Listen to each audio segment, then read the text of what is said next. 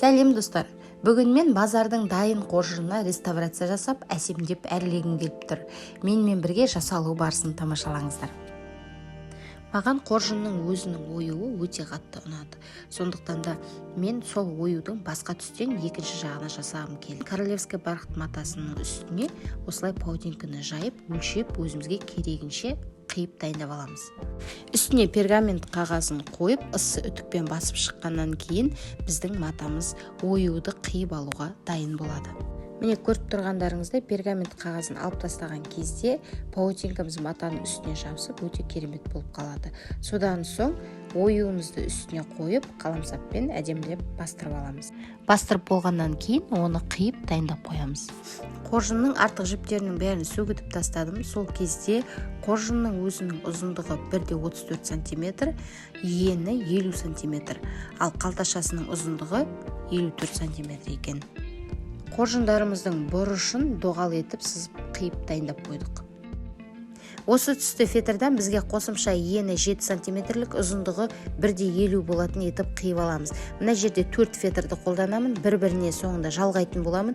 Сонымен қатар ені 3 см, ұзындығы 12 см болатын қосымша 10 қиынды керек болады.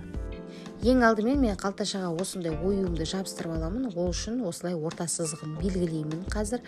Ендігі осы белгілеп алғаннан кейін шамамен 1 см-дей төменге қарай түсіріп жабыстыратын боламын.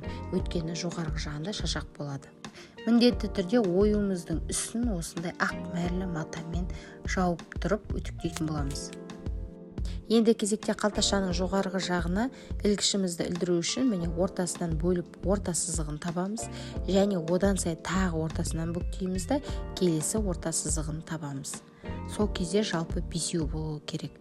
5-ін жақсылап үстіне тігіп шығатын боламыз. Видеода көрсетілгендей ортасынан бүктейміз да лапканың көлемімен тігіп шығамыз. Яғни шеті лапкамен бірдей болу керек. Сол кезде тігісіміз ортасына қарай түсетін болады. Тағы бір айта кететін жайт, мен мына жерде 5 ілгіш жасадым. Сіздер 3 ілгішті ортасына жасасаңыздар да болады. Тігістің барысында закрепка тастауды ұмытпаймыз.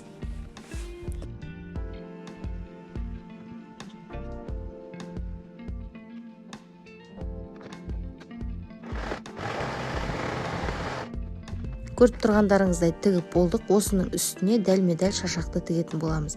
Шашақтың екі шетін, яғни 5 мм немесе 7 мм-дей ішке қарай қайырып, содан кейін тігеміз. Шашақты тігіп жатқан кезде тартып тікпейміз. Шашақ өз еркінде тартылмай жаймен тігілу керек. Сол кезде шашағымыз әдемі болып көрінетін болады. Жалпы шашақтың ұзындығы 1 метр алдым. Метрді 50 см-ден екі жақ қалтасына бөліп тігейін деп отырмын. Ең әуелі бірінші қаттарын тігіп аламыз, содан кейін екінші қаттарын да тігіп қоямыз. Тігу барысында өздеріңізге оңай болу үшін инені түйреп алсаңыздар да болады.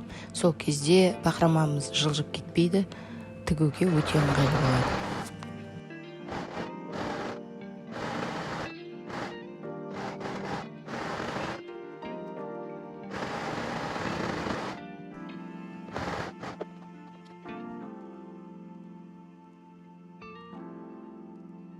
Қалташаға дайындап қойған қиындыны жалғайтын боламыз. Ол үшін екі қиындыны бір-біріне жалғаймыз.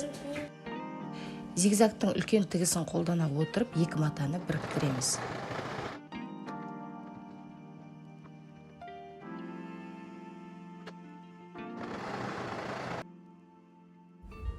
Қиынды мен қалташаны біріктіріп тігеміз. Яғни жиегін бір-бірінен асырмай, бір лапканың көлегімен басында закрепка тастап отырып тігіп аламыз.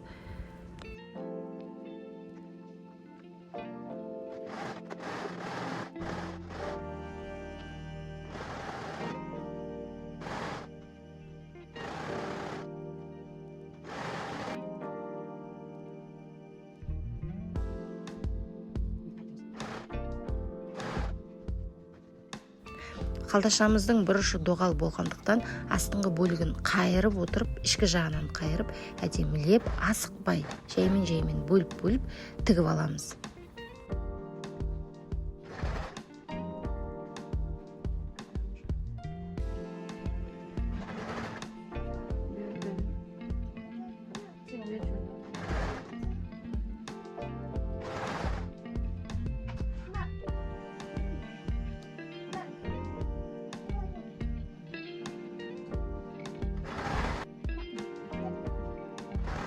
Мінекей қалташамыздың бір жақ қапталын тігіп болдық. Енді артық қалған фетрді қиып тастаймыз.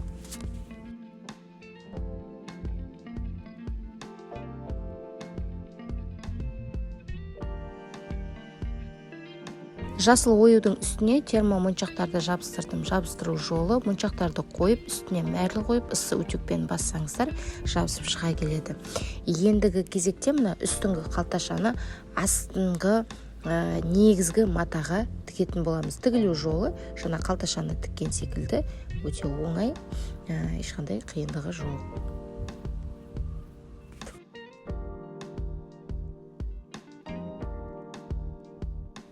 Фетрдің екеуі бірдей болу керек. Осы мынау секілді артық қалған жерлері болса, қиып тастайсыздар.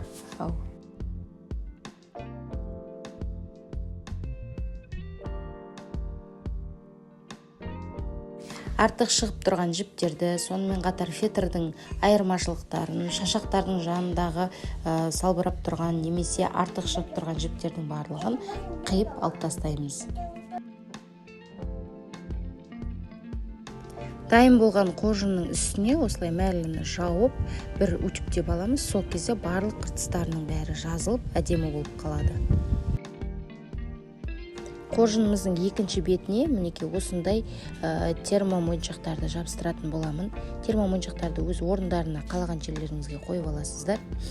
Содан кейін барып үстіне мәрлімізді жауып, бір утюгтеп алған кезде күшті болып жабысып қалады. Негізінде қоржынның ішіне ванный полотенце немесе одеялоны салып үтіктеген дұрыс болады. Сол кезде әдемі формасы шығады. Мен ұмытып кетпін, содан кейін енді салып жатырмын. Содан кейін мен жаңағы тігістің үстіне имитация страз деп аталатын осындай моншақтарды жабыстыратын боламын. Ол үлкен болып келеді, соны мен екі қатардан қылып қиып алдым. Ал бұл стразының барлығын ыстық клеймен жабыстыратын боламын. Сонымен қатар алтын түстес полубусинки, яғни жартылай моншақтарды да алып, ыстық клейдің көмегімен жабыстырып шығамын. Мінекей қараңыздар қандай әдемі болып шықты. Барлығы дайын. Енді соңғы элемент қалды. Басында дайындап тіккен ілгіштерімізге зигзаг тәрізде осылай алтын жібімізді өткізіп шығамыз. Осы жерде ілгіштерімізді қақ ортасына 3 қылсаңыздар болады, немесе мен секілді 5 қылсаңыздар да әдемі тұрады.